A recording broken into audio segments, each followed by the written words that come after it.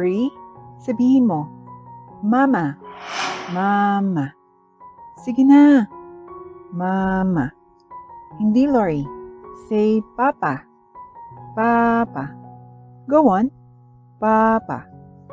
Dalawang mga magulang ang makikitang nakatayo sa tabi ng kuna habang nakatingin sila sa isang sanggol na nakangiti sa kanila. Napabuntong hininga ang ina ng bata habang nakasandal sa sopa. Nasabi na ng baby ni Vivian ang kanyang mga unang salita, habang si Lori ay wala pang sinasabi hanggang ngayon. Sabi ni Laura habang bigong nakasimangot. Huwag kang mag-alala, mahal ko. Sigurado akong malapit nang masabi ni Baby Lori ang kanyang mga unang salita. Kailangan lang nating maging matyaga, sabi ng ama ng bata habang nakaupo sa sopa at ipinatong ang ulo sa kandungan ng asawa. Tama ka. Salamat, mahal. Nakangiting sabi ni Laura. Nanahimik sila saglit habang tahimik na minamasdan ang presensya ng isa't isa nang biglang may narinig silang katok sa pinto. May hinihintay ba tayo? Tanong ni Laura habang nakatingin sa asawa. Saglit na nag-isip si Nelson bago siya biglang napatayo na parang nabigla. Hala, nakalimutan kong bibisita pala si Mama. Sigaw ni Nelson habang tumatakbo papalapit sa salamin at sinimulang iistilo ang kanyang buhok at ayusin ang kanyang damit upang maging mukhang presentable siya. Gulat na napatingin si Laura sa asawa at biglang tumayo din. Ha? Bakit hindi mo sinabi sa akin? Hindi ako nakapaghanda ng hapunan. At mukhang nagmarathon lang tayo. Ang dungis nating dalawa. Bulalas ni Laura habang inaayos din ang kanyang itsura. Tuloy-tuloy ang katok sa pinto at nang matapos ang dalawa sa pag-aayos ng kanilang mga sarili, ay binuksan na nila ito.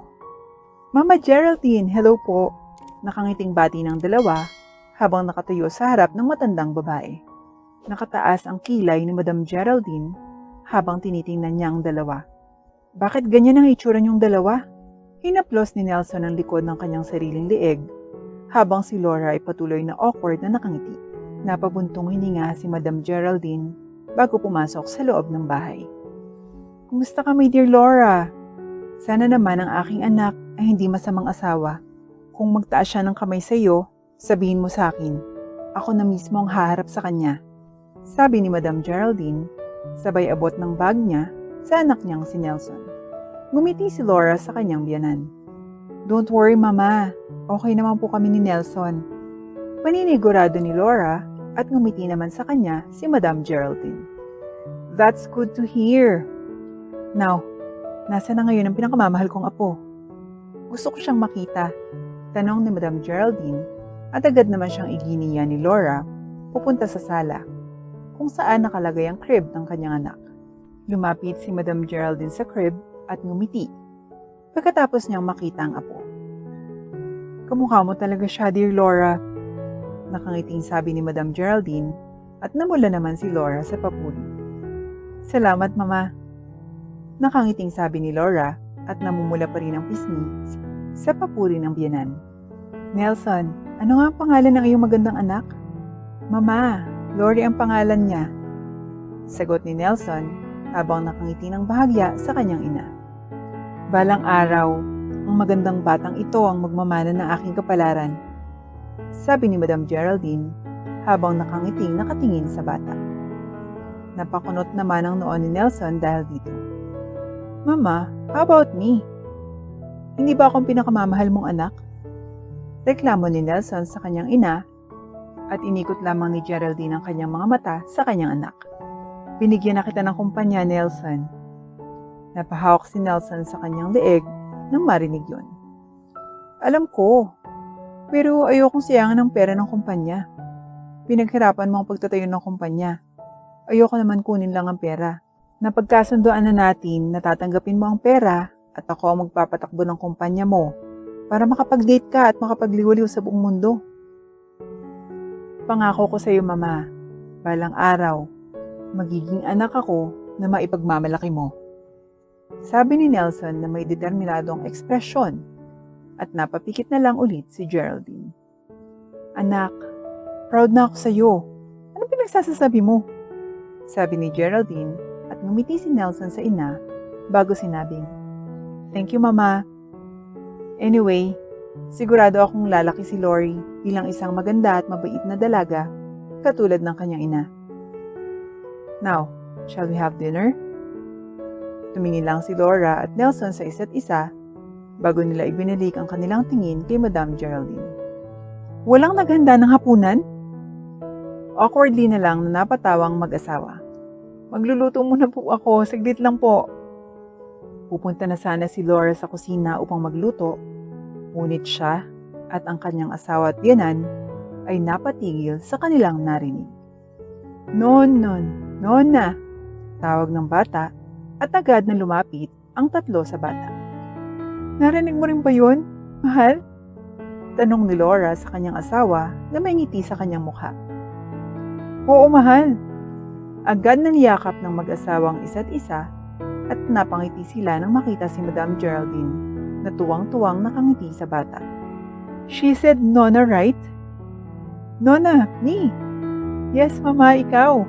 Nako, may paborito na yata ang ating anak Laura. Sabi ni Nelson at siya ay napatawa. Well, interesting. Agad na lumapit si Nelson sa kanyang ina at niyakap siya. Hindi mo na kailangan itago, Mama. I know na masaya ka. Napabuntong hininga na lang si Madam Geraldine. Tama, you caught me. Well, since my beloved granddaughter has said my name, ako na ang magluluto tonight. Prepare the table.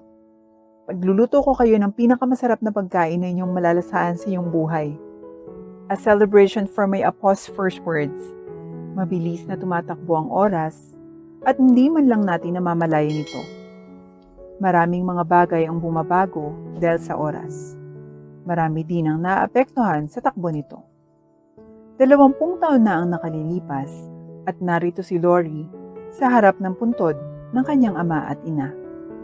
Pinahid niya ang luha sa kanyang mga mata gamit ang kanyang kamay at ngumiti na lang siya habang tinitingnan niya ang 2 puntod sa harapan niya. Ma, 10 taon na. Pa, 2 taon na ang nakalilipas. Ang aga niyo naman akong iniwan. Sabi ni Lori habang pinipigilan niya ang sarili niya sa pag-iyak ng malakas. Naalala niya ang kanyang ina na namatay sa sakit noong 10 taong gulang pa lamang siya. At hindi niya malimutan ang kanyang ama na pumanaw dahil sa hindi inaasahang aksidente. Hinayaan ni Lori ang kanyang sarili na huminahon muna bago siya tumayo at nagpaalam sa kanyang yumaong mga magulang bago siya bumalik sa parking lot kung saan ang isang itim na sasakyan ay nakaparada at napapalibutan ng mga gwardya.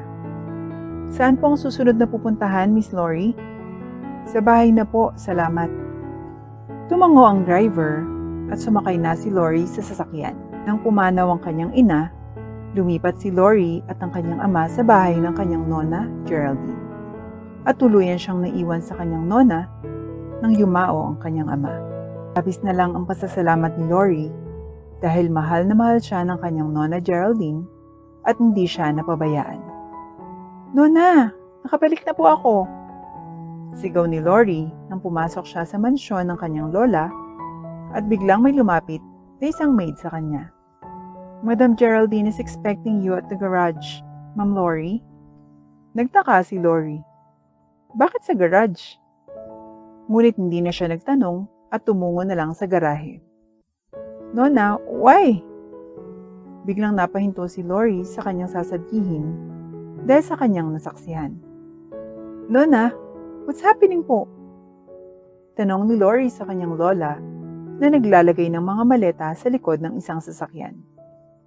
Tumingin si Madam Geraldine sa kanyang apo at nilapitan siya bago niya ipinatong ang kanyang kamay sa balikat ni Lori. Hindi ako nagkaroon ng oras para sabihin to sa iyo, apo. Pero we are moving out. Napabuntong hininga si Lori sa narinig. Po, bakit po? Hindi ko na babayaran ang mansyon na to, iha. Simply put, your nona is no longer rich. Nagulat si Lori sa kanyang narinig, ngunit hindi siya umangal o nagreklamo. Naiintindihan ko po, Nona. Or these are things po. Tanong ni Lori, sabay turo sa mga maleta. Yes, Apo. All your belongings and clothes ay naayos na at nakalagay na dito sa maleta. Sorry I was not able to tell you since very sudden ang ating eviction from the mansion. I hope naintindihan mo. Agad na napangiti si Lori sa kanyang lola. I do, Nona. And I understand. Tumango si Geraldine sa sagot ng kanyang apo bago isinara ang likod ng sasakyan. Well then, if that's understood, then let's go. Sabi ni Geraldine bago siya pumunta sa harap ng sasakyan. Tumingin muna si Lori sa mansion at nadismayan ng kaunti. Ngunit sumunod siya sa kanyang nona at pumasok na sa sasakyan. Malayo ang binyahe ng dalawa hanggang sa dumating sila sa harap ng isang maliit na bahay malayo sa syudad. May iba pa akong naiwan na gamit sa mansion, but it will be delivered tomorrow, so don't worry. From now on, we will be staying here, Apo. Sabi ni Geraldine at napatingin ang dalaga sa bahay. Agad naman siyang tumingin sa kanyang lola at ngumiti. I love the house, Nona. Napangiti si Geraldine sa sinabi ng kanyang apo. Tumulong si Lori sa pagdadala ng mga maleta sa loob ng bahay at bumagsak siya sa sopa na pagod pagkatapos ang kanilang ginawa. Tumingin siya sa buong bahay at napaisip na ito na ang bagong buhay ko.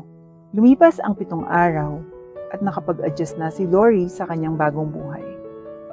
Inaamin niya na namimiss niya ang kanyang kwarto at buhay sa mansyon ng kanyang lola.